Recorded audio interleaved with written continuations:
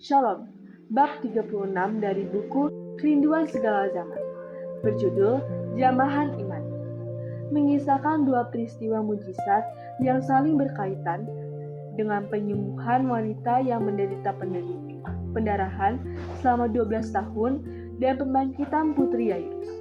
Bab ini mengupas kontras tajam antara sekedar berdesak-desakan dengan Yesus secara fisik versus menjamah dengan iman yang membawa kuasa pemulihan ilahi.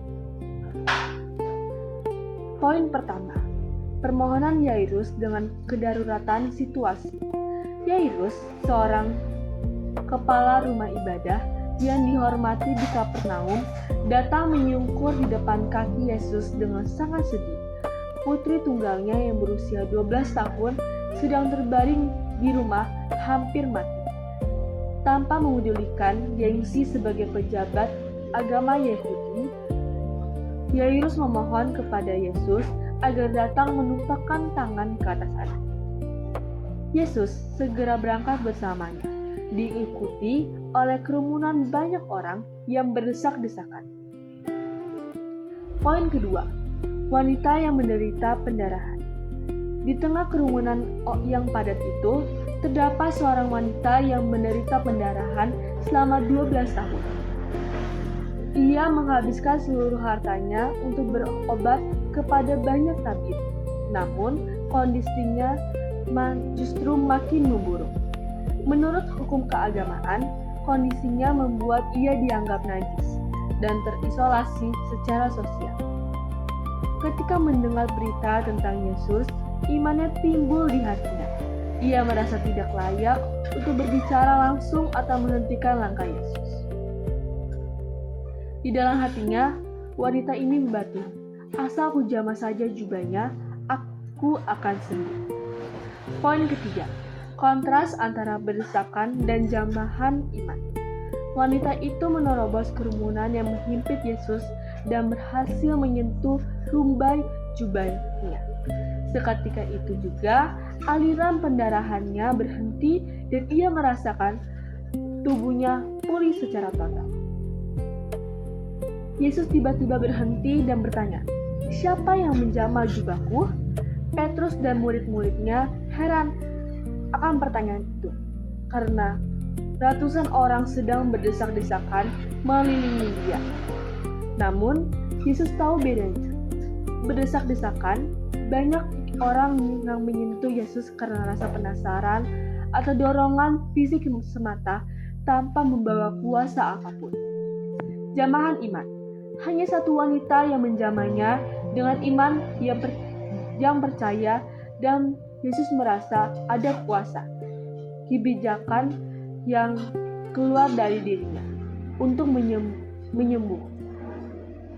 Poin keempat, pengakuan wanita itu dan penghiburan Kristus. Melihat bahwa tindakan tidak tersembunyi, wanita itu maju dengan gemetar tersungkur di depan Yesus dan menceritakan penderitaannya serta bagaimana ia seketika sembuh. Yesus tidak menegurnya karena dianggap mengotori secara ritual. Sebaliknya, Yesus menyapanya dengan sangat lembut. "Hai anakku, imanmu telah menyelamatkan engkau, pergilah dengan selamat dan sembuhlah penyakitmu."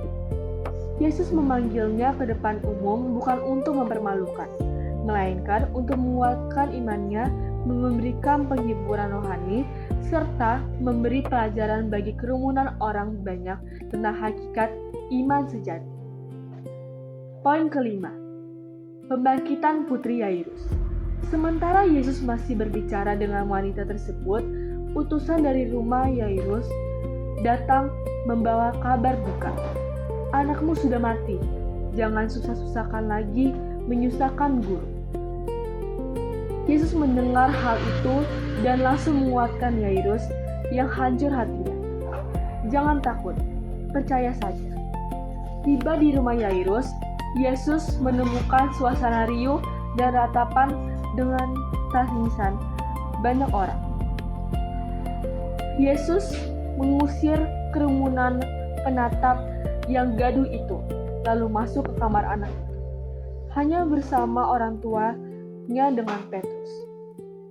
Yakobus dan Yohanes, Yesus memegang anak yang sudah kaku dan berkata dalam bahasa Aramik, Talita kum, artinya, hai anakku, aku berkata kepadamu, bangunlah.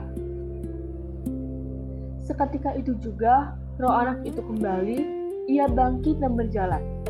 Yesus meminta orang tuanya memberi makan dan menunjukkan perhatiannya yang nyata pada kebutuhan fisik sang anak.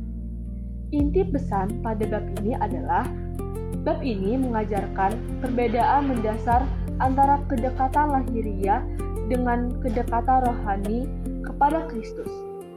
Berada di sekitar Yesus atau mengikuti aktivitas keagamaan saja tidak cukup jika tidak disertai dengan iman yang menjamahnya secara pribadi.